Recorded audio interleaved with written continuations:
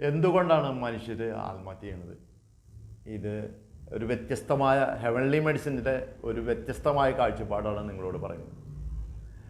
മനുഷ്യൻ ആരായി തീരുമെന്ന് തീരുമാനിക്കുന്നത് മനുഷ്യൻ്റെ ചിന്തകളാണ്. നിങ്ങൾ എന്തായിരിക്കുന്നോ അത് നിങ്ങളൊരു 2, 3, 5 വർഷത്തിനുള്ളിൽ ചിന്തിച്ച കാര്യങ്ങളാണ്. നിങ്ങൾ ചിന്തിച്ച പ്രവൃത്തിയിലാണ് ഇന്ന് നിങ്ങൾ ജോലി ചെയ്യുന്നത്, നിങ്ങളുടെ ജീവിതം മുന്നോട്ട് നയിക്കുന്നത്. എല്ലാവരും അങ്ങനെയാണ്.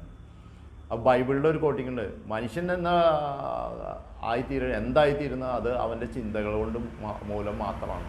നിങ്ങൾ എത്ര വ്യത്യസ്തമായിട്ട് ചിന്തിക്കണോ അങ്ങനെ വ്യത്യസ്തമായ ഒരു മനുഷ്യൻ നിങ്ങളായിത്തീരും. അപ്പോൾ ചിന്തയ്ക്ക് നമ്മുടെ മനുഷ്യനായിട്ട് നമ്മുടെ ഭാവിയായിട്ട് ഭയങ്കര ബന്ധമുണ്ട്.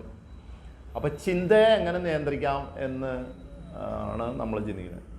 അപ്പോൾ ഈ എല്ലാവർക്കും ചിന്തയെ നിയന്ത്രിക്കാൻ പറ്റില്ല.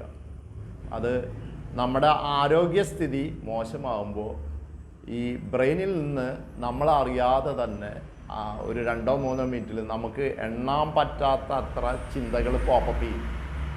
നമ്മളിപ്പോൾ ഒരു ടൂറ് പ്ലാൻ ചെയ്തു എന്ന് വിചാരിക്കും. ടൂറ് പ്ലാൻ ചെയ്യുമ്പോൾ നമ്മൾ ആലോചിക്കും, എനിക്ക് ഇത്ര വലിയ ബാഗ് വേണം, ഇത്ര ജോഡി ഡ്രസ്സ് വേണം, എനിക്ക് തിന്നാൻ ഇത്ര സാധനങ്ങൾ വേണം, നമുക്ക് ടിക്കറ്റ് ബുക്ക് ചെയ്യേണ്ടതിന് ട്രെയിനിൽ പോകണം, ബസ്സിന് പോകണം, ടാക്സി വേണം, അതൊരു കണ്ടിന്യൂസ് പ്രോസസ്സാണ്. ചിന്തയുടെ ഒരു പ്രോസസ്സാണ്. അങ്ങനെ നമുക്ക് ആവശ്യമുള്ള കാര്യങ്ങൾ മാത്രം നമ്മൾ അതിനെ വ്യതിചലിക്കാതെ പൂർണ്ണമായിട്ടും അതിനെ ഉൾക്കൊണ്ടുകൊണ്ട് നമ്മൾ മുന്നോട്ട് ചിന്തിക്കണം. അങ്ങനെയാണ് നോർമൽ ചിന്തകൾ വരേണ്ടത്.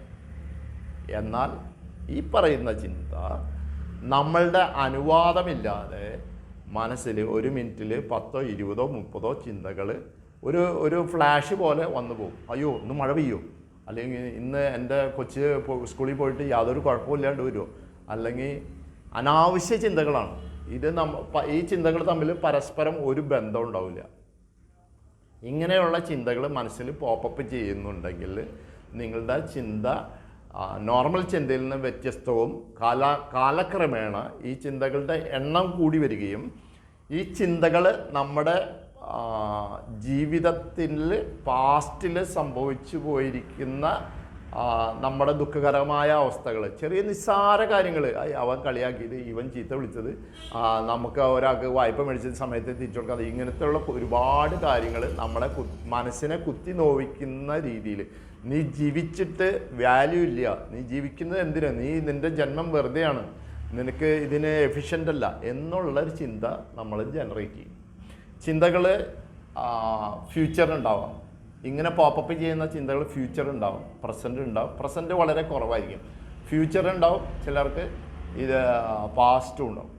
ഫ്യൂച്ചറിലെ ചിന്തകൾ നമുക്ക് എങ്ങനെയായിത്തീരണം, ഇതൊക്കെ ആയിരിക്കും പോപ്പപ്പ് ചെയ്യണം. നമ്മൾ എന്ത് ചെയ്യണം, അങ്ങനെ ചെയ്യണം, ഇങ്ങനെ ചെയ്യണം, അത് ചെയ്യണം, അവരെ മീറ്റ് ചെയ്യണം. അങ്ങനെ ഇത് ഒരു മിനിറ്റിൽ 10, 20, 30 ചിന്തകൾ വരും. ഇത് നമ്മുടെ കൺട്രോളിലല്ല. നേരത്തെ ഞാൻ പറഞ്ഞു, നമ്മൾ ടൂറ് പോകാൻ പ്ലാൻ ചെയ്തപ്പോൾ നമുക്ക് ഒരു ചിന്തയുടെ കണ്ടിന്യൂറ്റി ഉണ്ടായിരുന്നു. ചിന്തയ്ക്ക് ആ ചിന്ത നമ്മൾ പെട്ടി ഉണ്ടാക്കണം, വസ്ത്രം ഉണ്ടാക്കണം, പൈസ കരുതണം, താമസിക്കാൻ ബുക്ക് ചെയ്യണം, ട്രാവലിങ് അറേഞ്ച് ചെയ്യണം. ഇങ്ങനെ ഒരുപാട് ചിന്തകൾ കണ്ടിന്യൂസ് ആയിട്ട് മറ്റു ചിന്തകളൊന്നും തന്നെ ഇല്ലാതെ തുടർന്ന് നമുക്ക് ഉണ്ടായിരുന്നു. എന്നാൽ ഇത് തികച്ചും വ്യത്യസ്തമാണ് ഈ ചിന്ത. ഇത് നമുക്ക് ഈ ഹെവൻലി മെഡിസിൻസിൻ്റെ ചികിത്സ കൊണ്ട് പൂർണ്ണമായിട്ടും ഭേദമാക്കാവുന്നതാണ്. അപ്പോൾ 3 തരം ചിന്തകളെ പറ്റി ഞാൻ പറഞ്ഞു: പാസ്റ്റ്, പ്രസൻറ്റ്, ഫ്യൂച്ചർ.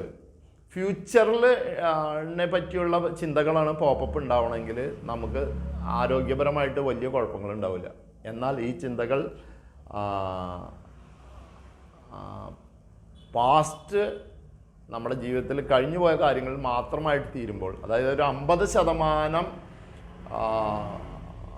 നമ്മുടെ പാസ്റ്റ് നെഗറ്റീവ്സ് ആണ് ഈ ചിന്തകൾ പോപ്പപ്പ് ചെയ്യുന്നതെങ്കിൽ തീർച്ചയായിട്ടും അവരോട് സ്ട്രെയിറ്റ് ആയിട്ട് ചോദിക്കാവുന്ന ഒരു ചോദ്യമാണ്: നിങ്ങൾ ആത്മഹത്യാശ്രമം നടത്തിയിട്ടുണ്ടോ എന്നുള്ളത്. യാതൊരു സംശയമില്ല. അവരുടെ ഉള്ളിലെ ഒരു ഗിൽറ്റി ഫീലിംഗ് ആണ്. ഞാൻ ജീവിച്ചതിന് കാര്യമില്ല, ഞാൻ വാല്യൂ ഇല്ല, സെൽഫ് തെറ്റിപ്പോയിട്ട് അവിടെ നിന്ന് എഡിറ്റ് ചെയ്യണം. അപ്പം ഞാൻ ജീവിച്ചിട്ട് കാര്യമില്ല എന്നുള്ള ചിന്തയാണ് ഇവനെ കണ്ടിന്യൂസ് ആയിട്ട് നയിക്കണത്. ഇവൻ തലയിൽ പോപ്പപ്പ് ചെയ്യണത്. അപ്പോൾ ഇവന് ഒരു കാര്യത്തിലും ഫോക്കസ് ചെയ്യാൻ പറ്റില്ല.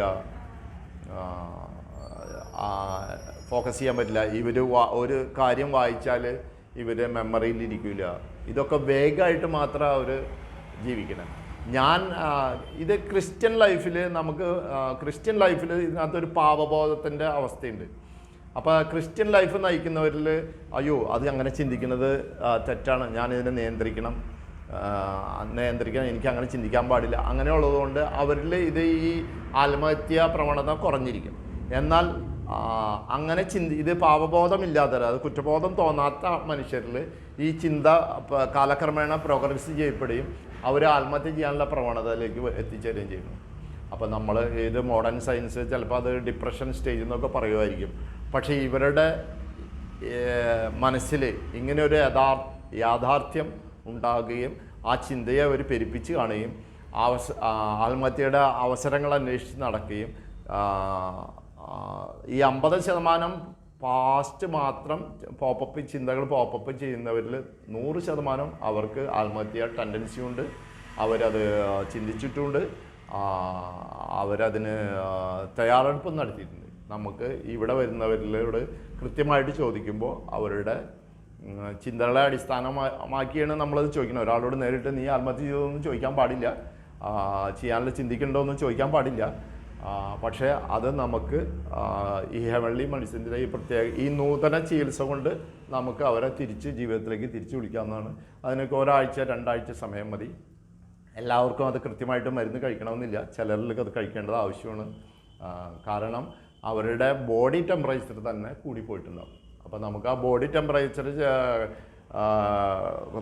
നോർമലൈസ് ചെയ്യുമ്പോൾ നമ്മുടെ ബോഡി ടെമ്പറേച്ചർ 37 ഡിഗ്രി സെൻറ്റിഗ്രേഡാണ്, അല്ലെങ്കിൽ 98.6 ഫാരൻഹീറ്റാണ്. അപ്പോൾ അതിലേക്ക് ബാലൻസ് ചെയ്ത് വരുമ്പോൾ ഇവരുടെ ഈ ചിന്താ പ്രവണത, അതായത് ബ്രെയിനിൻ്റെ ഒരു എക്സ്പ്ലോഷൻ ഓഫ് തോട്ട്സ് എന്ന് തന്നെ പറയാം, ഈ ചിന്തകൾ കുറഞ്ഞു വരികയും ഇവർ ശാന്തരാകുകയും ഇവർ ജീവിതത്തിലേക്ക് തിരിച്ചു വിളിക്കാൻ പറ്റുകയും ചെയ്യും. ഇത് ഹെവൻലി മെഡിസിൻ്റെ മാത്രം ഒരു ചികിത്സാ രീതിയാണ്. Thanks for watching heavenly medicines.